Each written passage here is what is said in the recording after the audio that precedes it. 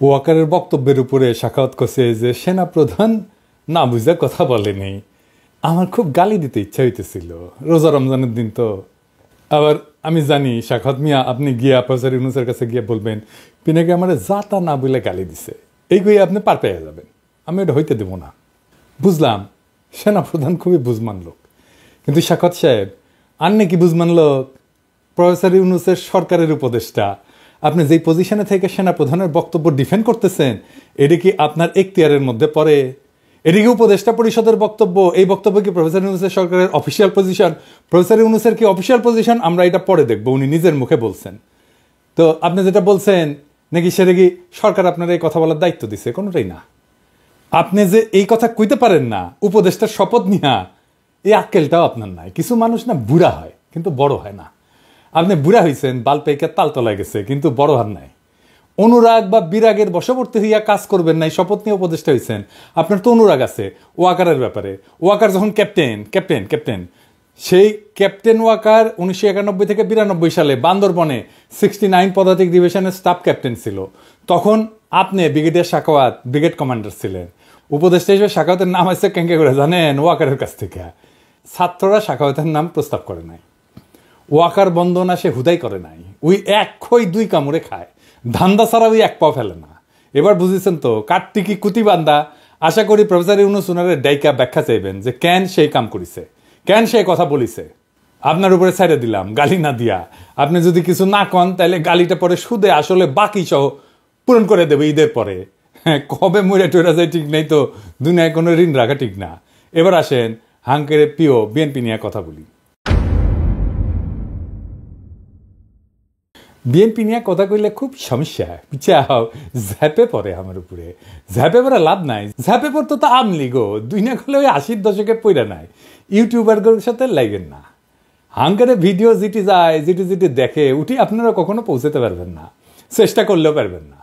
তাই গুড টার্মসে থাকেন। আমি তো আপনাদের দল করি না, তাই না? আপনার দলের রাজনীতি ঊর্ধ্বে তুলে ধরার দায় আমার আছে নাই তো? আপনার বিরোধী দল লাগবে না নাকি হাসিনার মতো চান আপনার বিরোধী দল না থাকুক? যাই হোক, আপনারা কি কি করতেছেন সেটা দেখাই দেওয়াটা জরুরি। আমি এটা দেখাই দিয়ে যাব। যতই ঝাঁপে পড়েন কোনো লাভ নাই। হাসিনা পলানোর পরে ইন্ডিয়া কিভাবে বাংলাদেশের সাথে শত্রুতা করতেছে তা তো আপনারা জানেন, তাই না? প্রথমে হাসিনারে জায়গা দিল, এটা তো শত্রুতা। তারপরে একে একে সব গুন্ডা পান্ডা সমস্ত আওয়ামী দুর্বৃত্তদের জায়গা দিল, তাই না? এটাও তো একটা শত্রুতা। এই দেখেন নকিব আশরাফ চৌধুরী ইন্ডিয়ায় গেছে, বলতেছে 20 ফেব্রুয়ারিতে গেছে, সেই ছাত্রদের আন্দোলনে দমাইতে অস্ত্র হাতে দমাইতে চাইছিল। সে নাকি দেশেই ছিল 20 ফেব্রুয়ারি পর্যন্ত। আবার ছবি দিছে ঢাকার শেরাটনে, জানি না এটা ঢাকার শেরাটন কিনা, আবার এই টাইমের ছবি কিনা। আওয়ামী যাওরা তো আগেকার ছবি এখনকার বলে চালাইতে পারে। যাই হোক, এটা ছোট মাল, কিন্তু ওরে ওর প্রাপ্যটা বুঝাই দিতে হবে। থোক কলকাতাতেই বুঝা দেওয়া যাবে, খাড়া তুই। তারপর দেখেছেন বিজেপির সাথে কি খাতির দেখেছেন? দেখেন আবার দেখেন মসজিদে গেছে, এক হাতে আবার সুতা পিন দিছে, অসাম্প্রদায়িক, বুঝেছাও? তারপরে দেখেন এই যে পানি ছেড়ে ডুবাই দিল আমাদের। এরপরে আনসাররা আন্দোলন শুরু করলো, ইসকনরে দিয়া হিন্দুদের উস্কাইলো, খুনাগুনি পর্যন্ত হইল। তারপরে শুরু করলো ক্যাম্পেইন, সাংস্কৃতিক প্রোগ্রাম করতে দিতেছে না, নারীদের ফুটবল খেলতে দিতেছে না। আজ আবার দেখলাম মহিলাদের সিগারেট খেতে দিতেছে না। এই ক্যাম্পেইন একের পর এক গ্রুপ দল তাদের দাবি দেওয়া নিয়ে মাঠে নামলো। একটাই উদ্দেশ্য, প্রফেসর ইউনূসের সরকার ব্যর্থ এটা প্রমাণ করা। যেই দেশে পুরা পুলিশ বাহিনী ভয়ে পলায় যায়, যেই দেশে পতিত স্বৈরাচারের পান্ডারা প্রকাশ্যেই বলে আমরা যেই শহরে দিনে ঘুরতে পারি না সেই শহরে রাতে কাউরে ঘুমাইতে দিব না। শুনেন, আমাদের কথা স্পষ্ট, যেই রাজধানীতে আমাদের মানুষ শান্তিপূর্ণভাবে দিনে ঘুরতে পারবে না, চলতে পারবে না, সেই রাজধানীর মানুষ রাতে ঘুমাতে পারবে না। আমরা সেইভাবে আমাদের তৈরি করে নিছি। আমাদের ডিসিশন, আমাদের মূল ব্যক্তি, আমাদের নেত্রী যেভাবে এখানে সাজেশন করবে, আমরা পরামর্শ কর্মে আমাদের যেখানে যার সাথে আলোচনা দরকার সেইটা করব। যে পতিত ফ্যাসিস্ট নিজে নির্দেশ দেয়, যেই হাত দিয়া 32 নম্বর ভাঙিছে সেই হাতের এমন অবস্থা করে দেওয়া হয় যেন সারা জীবন মনে থাকে। শুনেন হাসিনার কথাই। 32 নম্বর যে হাত দিয়ে হাতুড়ি পিঠে ভেঙেছে আর ওই ট্রাক্টর চালিয়েছে, তাদের ওই হাত চিরদিনের মতো এমন করে দিতে হবে যেন প্রতি মুহূর্তে হাতের দিকে তাকিয়ে এটা যেন মনে করে যে এই হাত দিয়ে 32 নম্বর ভেঙেছে। এটা পারবে কি তোমরা? সেটা আমাকে বলো, সেটা আমি চাই। সকলের ছবি আছে, খুঁজে খুঁজে বের করো কে কোথায় আছে। বেঁচে থাকবে সারা জীবন আর ওই হাত দেখবে, এটাই আমি চাই, আর কিছু চাই না। যেই দল বাংলাদেশের 2 জন প্রবাসী ইউটিউবার আমি আর ইলিয়াস তার মৃত্যুদণ্ড ঘোষণা করে, হত্যার ঘোষণা দেয়, শুনুন। পিনাকি ভট্টাচার্য ফ্রান্সের একটা লয়ের কথা বলি, if you kill someone you don't need to death penalty, maybe life in the prison 10 years 12 years। ফ্রান্সে কি বাংলাদেশের মানুষ নাই? পিনাকির মতন একটা কুকুর এই ধরনের কাজ করে যাবে আর বাংলাদেশের মানুষ এখানে বসে আছে? অ্যাসাইলাম মারা একটা কুকুর এখানে বসে আছে, এই কুকুরটা গলা কাইটা যদি এখানে কোনো মানুষের ডেথ পেনাল্টি হবে না, life in the prison. I am challenging, I am sorry. Islam যদি আমাকে অ্যালাউ করতো কাউকে খুন করা, 1 নম্বরে আমি খুন করতাম, দিস গোয়িং টু লাইফ, 1 নম্বরে আমি খুন করতাম ওই একে কি বলে ইলিয়াসকে।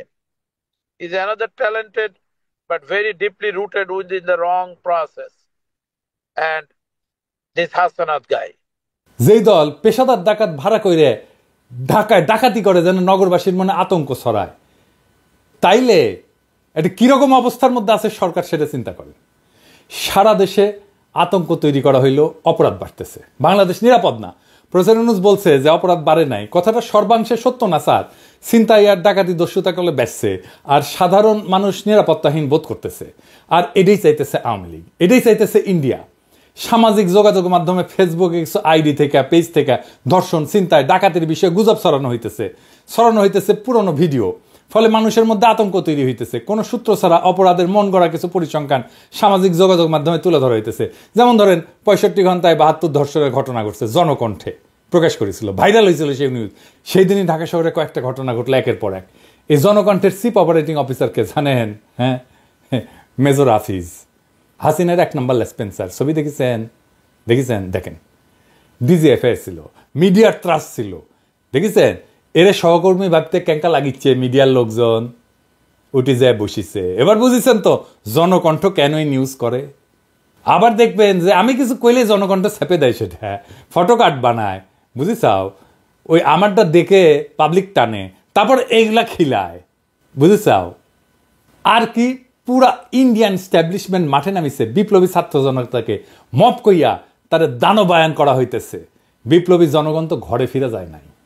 আগে দেখেন এই যে বিবিসি কইতেছে মব প্রফেসর ইউনূসকে জিজ্ঞেস করে, দেখেন 32 নাম্বার নিয়ে প্রশ্ন করে, ওই কেন্দ্রে শেষ।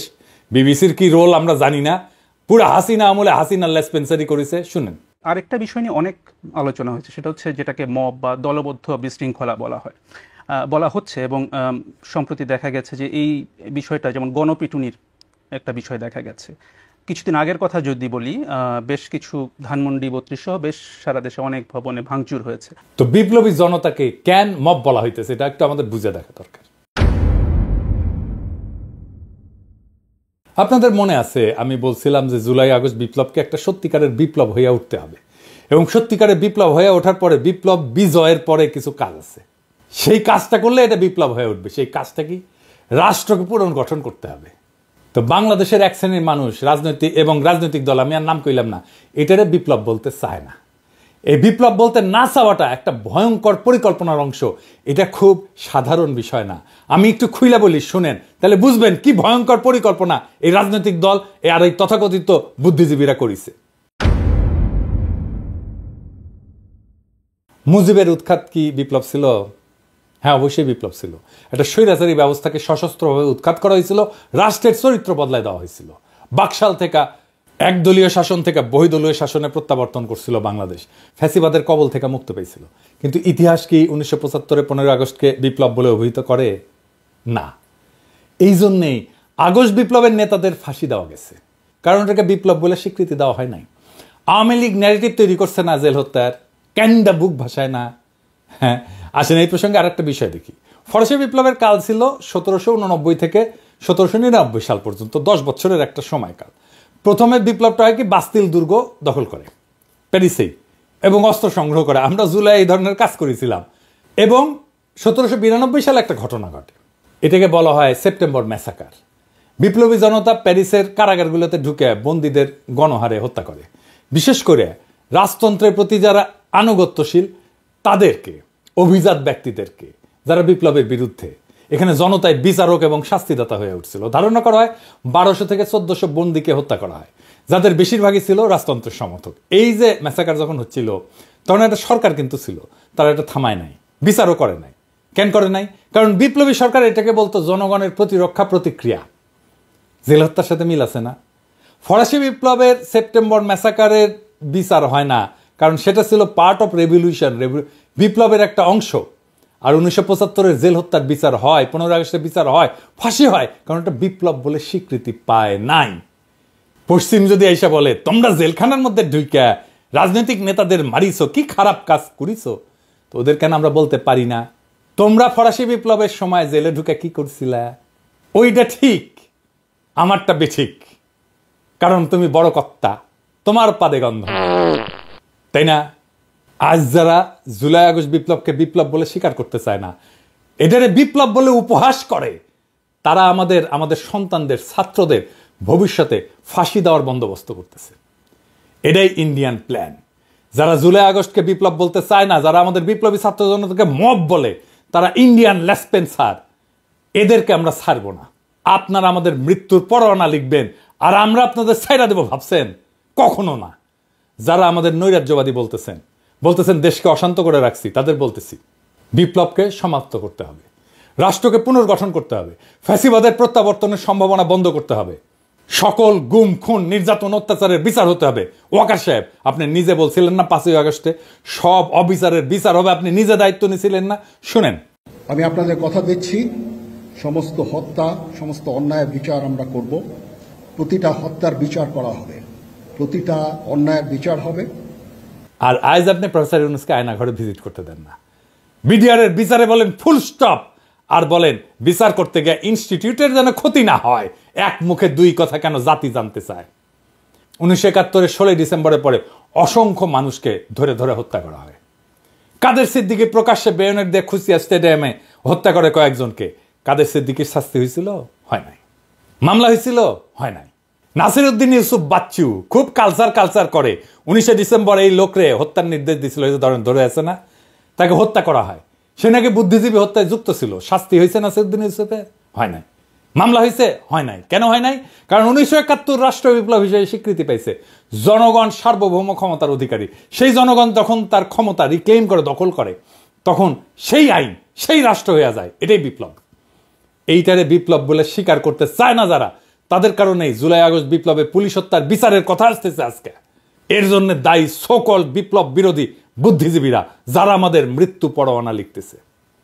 আমাদের মব ডাকা বন্ধ করতে হবে, না হলে বিপ্লবী ছাত্র জনতা ঘরে ফিরবে না, ফিরাইতে পারবেন না, আপনি দেশকে শান্তও করতে পারবেন না। জনগণ তার সার্বভৌমত্ব প্রকাশ করার জন্য জনপরিসরে অস্ত্র ধারণ করে বা প্রতীকী কোনো বস্তুর মাধ্যমে নিজেদের শক্তি জাহির করার উদাহরণ আছে ইতিহাসে। নানা জায়গায়, নানা দেশে এটা দেখা গেছে। রোমান রিপাবলিকে পপুলার অ্যাসেম্বলি ছিল, এইখানে জনগণ সমাবেশে জড়ো হইতো, অস্ত্র সহ নিজেদের শক্তি প্রদর্শন করত এবং নিজেদের মতামত জাহির করত। রোমান প্লেবিয়ানরা অস্ত্রসজ্জিত হয়ে রোমের ফোরামে সমবেত হইত।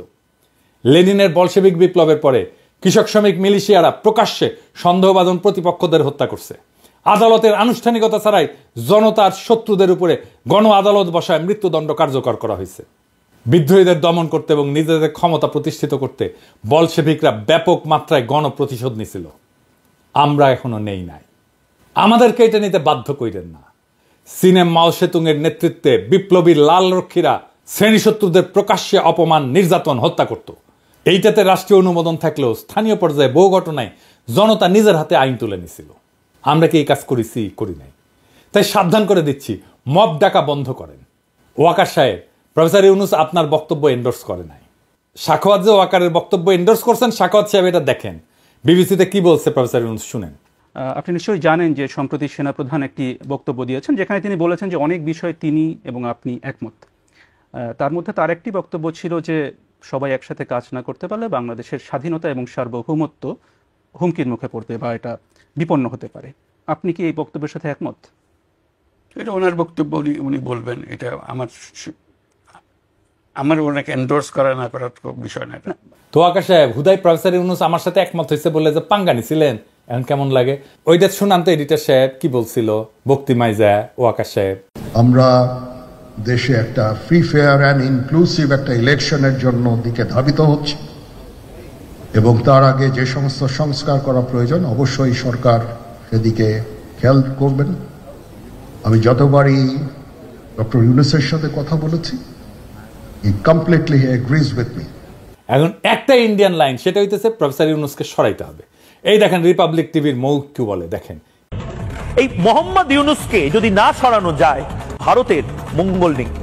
শুনেছেন, এইটাই ইন্ডিয়ান লাইন। এই মোহাম্মদ ইউনূসকে যদি না সরানো যায় ভারতের মঙ্গল নাই, এটাই ইন্ডিয়ান লাইন। তাই এখন লাগিছে প্রফেসর ইউনূসকে কিভাবে সরানো যায়, এটাই রাস্তা। যত দ্রুত সম্ভব নির্বাচন দেওয়া যায়। তাহলে কিভাবে এটা অর্জন করা যাবে? 1 নাম্বার, বাংলাদেশে আইন শৃঙ্খলা নাই এটা প্রমাণ করা।